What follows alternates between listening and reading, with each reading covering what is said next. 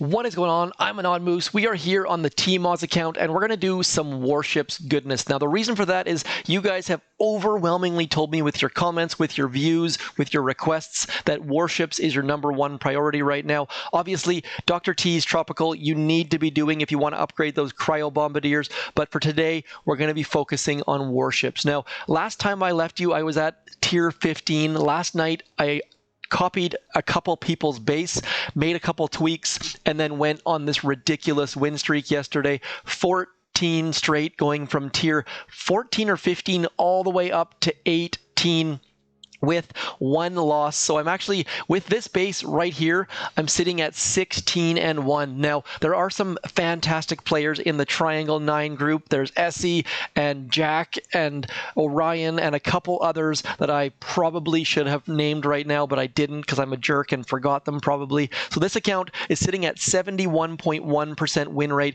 which is tops in the Junior 9 Task Force group, but there are other players in our group that are sitting higher, and Global has switched, so there's actually Legendary 1 players at this point. Look at that #2 player, 77% win rate, guessing that they've had a bunch of ties. Look at that, 7 ties. What a strange coincidence. If you look at my account here, you'll notice that I have 0 ties.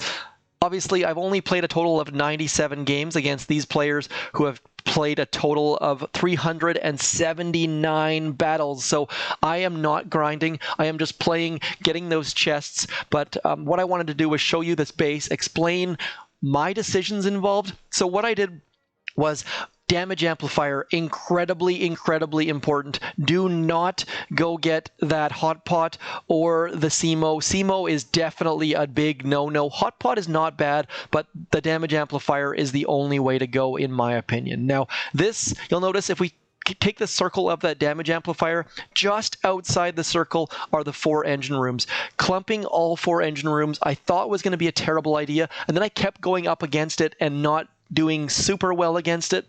So I decided to copy, and this is what I ended up with. Now, you'll notice that nowhere do you see somewhere to throw critters. That was my #1 concern. Next to a machine gun is a flamethrower. Next to a mortar is a flamethrower.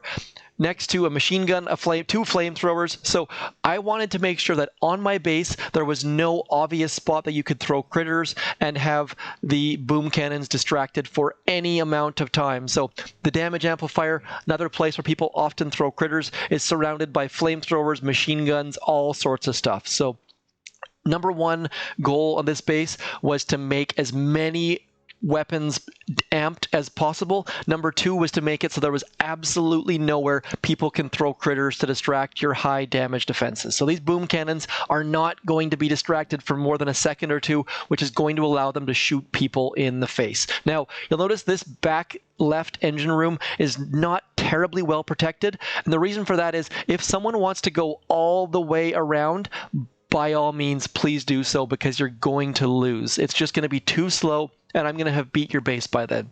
Not to sound cocky or arrogant, but that is the truth in every battle I've seen so far. Now, these cannons out the front, I have been dropping my troops on this beach right here on occasion and coming up as a straightforward approach as opposed to on an angle from this corner, and I've found that sometimes when I screw up, my rocket choppas will get ahead of my heavy choppas. So that's what these cannons are here for, just in the hopes that I can possibly snipe off someone's random rocket choppas. Also, I've seen where people drop their heavy choppas down in here, down in this area over in here. Your rocket choppas will float off to the side, and I can actually snipe one of them with a cannon. So that's their purpose. The shock launchers, self-explanatory. They cover basically the entire ground that is going to be anywhere within range of an engine room.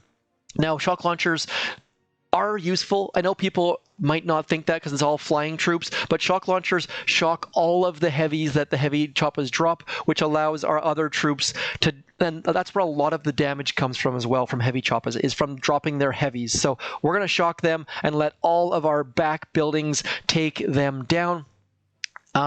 Otherwise, I'm just placing boom mines throughout in the hopes of taking down troops as they move forward. Now, along this front wall of the warship, going beyond this point doesn't make sense because nothing walks along there. It's very, very rare. You'll notice I don't have mines, so people might be better off using Zookas, heavy Choppas with me, with some Zookas in behind. But so far, I found that the combination of shock launchers and mortars are destroying anyone who has Zookas in behind. So lots and lots of amped mortars throwing over the top of heavies has been fairly consistent for me. Anyways, if you have more questions about this base or suggestions about how I can change it, please do let me know, because this was a very, very quick build. Typically, I will change my base after I've failed once or twice, but I've only failed once in the last 16 attacks, which I got to say that as many times as I can, because that's not bound to happen again. We've now going to do some attacks. I've got a chest here. Obviously, if you're sitting at tier number 14 or 15 or so and you're ready to push, I would suggest not collecting this chest until you get into gold if possible. But anyways, let's do an attack. Now, I do not have instant training, so all this push was done without instant training, so you're not going to lose a ton of troops, and that's why I'm using rocket choppas with heavy choppas. I know a lot of you have said that using Zookas behind are stronger. I haven't found that so far. I have not run into the wall, and very likely there is going to be a wall, but A, I don't have Zookas, and B, on my other account that does have Zookas, I found it's just not as effective for me. So we're going to be using the Critter Swarm. Now, I probably should be upgrading Miss Everspark in the tech tree here, but just to get that higher level of Critter Swarm, upgrading, actually, you know what, I'm going to do that. That's a lot of tokens, so I'm going to hold off on that. But you'll notice that it does upgrade her from level 3 to level 5 Critter Swarm, which is going to give a significant amount of free critters. I also potentially should be upgrading this, which is quite a bit cheaper, but at the same time only gives 2 extra critters. So I'm going to put a pin in that, come back to that later on. Might as well show you my tech tree, actually. So I've got level 4 flares, just upgraded that. I found that level 3 wasn't long enough for those long walks where someone separates one of their engine rooms off to the side. I'm pretty much maxed. I mean, we've got defensive building health, we've got troop health, then we've got damage, and then I've also gone along this path to get troop damage. So do not have barrage. On my other account that has barrage, it's useless until you get to level 4, I think. On level 3, it does absolutely nothing for me. Do not have Zookas, do not have Brick, and I know a lot of you have told me that Sergeant Brick with heavy choppas is so ridiculously op, but I just don't have that on any of my accounts, sadly, so we're not going to be doing that. Only have the 1 GBE. Could probably open that second GBE, but I'm going to be saving for this engine room instead. Also don't have artillery, obviously. Medics, the only reason why I have those is to get to that troop damage, helping me mow through bases as fast as I possibly can. Anyways, that's enough me blabbering with no gameplay. Hopefully that helps some of you. I typically try to have way more gameplay involved, but there's just so much to talk about with warships that keeping these videos short is incredibly hard. Let's get into an attack finally. Finally, blah, blah, blah, blah, blah. Now, this person invested in rocket launchers, and I gotta say, rocket launchers are a complete and utter waste of tokens, I think. Please do let me know if you think differently.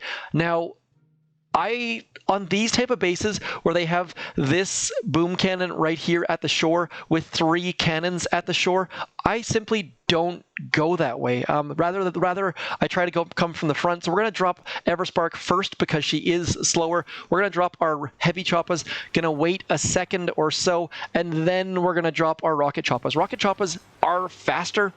I think I'm at least 46% sure that rocket choppas are faster. They are closing the ground, so I have made that mistake too many times where I drop my rocket choppas and my heavy choppas and I end up losing one to start the attack. So not a super great way to do it, but I found that coming from that beach really does get our troops in a position. And you see this? We should be able to drop critters right in the middle of those machine guns and mortars, and they'll just sit there. You see how long those critters lasted? Far, far longer than they should have, and that's exactly what I'm trying to avoid with my base. And rocket choppas all in good shape. We are not going to lose troops for quite a while. We're going to get critters on top of that machine gun. Again, this person doesn't have their flamethrowers close enough to their machine guns, I don't think. So we're going to be able to keep dropping critters on top of those machine guns, and that will keep all of their boom cannons pointed in the wrong direction, and that is my primary goal right now. Just keep those boom cannons looking away until we can get in there and keep our critters moving forward. I don't really love where Everspark's position is. She's a little bit too far to the right-hand side, but it shouldn't be a big deal as we move forward. We've already got 2 engine rooms down. As we're moving forward, this is only going to get stronger. Now, like I said, I really do hope that Supercell considers adding some sort of drama music to this, because the fact that we're now tied 2-2 just adds to it. I think probably should not have used that critter swarm on Everspark, just because we're too far south for it to matter all that much. Now, at some point here, I find that it's actually almost better for your heavy choppas to explode, because you end up getting some extra troops out of it, some extra damage out of it. Not entirely sure if that's accurate or something that just one of those feelings that I have, but if you have any comments on that, please do let me know as well. At this point, it's time to flare this engine room. Why I'm flaring the right engine room is otherwise my rocket choppas would have gone right into that machine gun's range, and we definitely don't want that to happen. We're going to flare this last engine room, and it's going to be incredibly close. I think we lost. So after all that blabbering, all that talk about win streaks and how good things are going, pretty sure we just lost. But possibly, that time is not good, so that's not a surprise at all. Yep, big L on the forehead. So not super awesome. Totally ruined all. At least it was far enough in that maybe some people had tuned out by then. Maybe. Hopefully not. And again, please do consider subscribing for more warships, more regular base, more crab content. I am trying to get all sorts of good stuff in. This person's base, you'll see, again, damage amp right in the middle. They have moved their damage amp slightly further forward than mine. I'm not sure. Maybe that looks like they have a few more defenses in, possibly, but perhaps I need to revisit moving my damage amp slightly forward. Let's just have a quick go at this. We're going to drop Miss Everspark first, and I'm going to send her all the way up into here, but we're going to put some rocket choppas in front of her just to make sure that she actually stays alive. We're going to drop some critters on top of all of those boom mines, because otherwise we're going to be losing our heavy dudes in a hurry. Also, critter swarm. I like to use a ton of GBE at the start of the attack, especially where they have all those boom mines moved out. Probably doesn't make a ton of sense because we don't have a lot of heavies at this point, but Everspark, hopefully, there we go. Everspark in a slightly better position for this attack for sure. That last attack, I almost blame her for that loss because she was too far to the south. Should be getting a little bit better on this attack. Now, again, you'll see that we have this spot right in here where we can drop critters on top of that machine gun. Hopefully be able to distract things. Honestly, you're only going to get a second or two, but that's really all you need for your heavies to drop, for your extra troops to go down. You'll notice that I'm not using any flares. I would love some advice on this. If you guys are using flares, if you're finding advantages to using flares, would love to see that as well. We're going to drop our critters in this blind spot back here. There is nothing that can range those back critters, so that should give us a little bit more time. Yeah, look how long those critters are staying alive for. So that was a far better spot, I think. Really would love, I need to get an account with Brick, because the idea of doing a heavy rush with Brick just appeals to me so much right now, because heavy choppas with Brick, 2 losses in a row. Just not good at all. And we're basically at the time limit for this attack and this video, so not a good video. I find that happens all the time. When I'm sitting on my couch just playing warships super casually, I win. When I go to do a live video, I just get crushed. So we're going to lose yet again, and I am going to get this down in under 2 minutes. Under 2 minutes, just not acceptable, and you're not going to be able to progress with that. So not good by me. Hopefully you guys got some value of this besides watching me lose.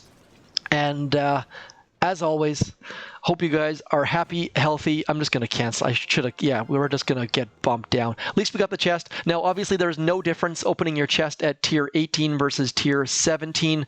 Now, I am getting all that much closer to unlocking that next engine room. As always, I'm not going to unlock an engine room unless I'm doing it live on YouTube with you guys. live, obviously not the right word. You get the idea. In a video with you guys watching. One thing to be aware of, all of my attacks are done live. I'm not doing editing. I'm not just showing you the wins so you think I'm this super amazing person, amazing player. Obviously, I could have shown you something usable. Science Baby, I gotta give a shout out to Science Baby. Guy in our task force is named Science Dad. Had this attack against him last night. Let's check my times, actually. Don't show times, obviously. There we go, above 2 minutes. So yeah, 2:14 was about the average, I think. And if we check that against these players, okay, so 2:14 would have won both these matches. So I need to get back into the rhythm of things. Gonna show Science Baby's base. He also has a similar base. Not entirely sure what the difference between my base and his is. His rock cannons are boom cannons towards the back, boom cannons also towards the front. He has the exact same base. Oh, that's there. Look at that. He went around the outside. So just showing that it is slightly slower to go around the outside. Oh, I'm an idiot.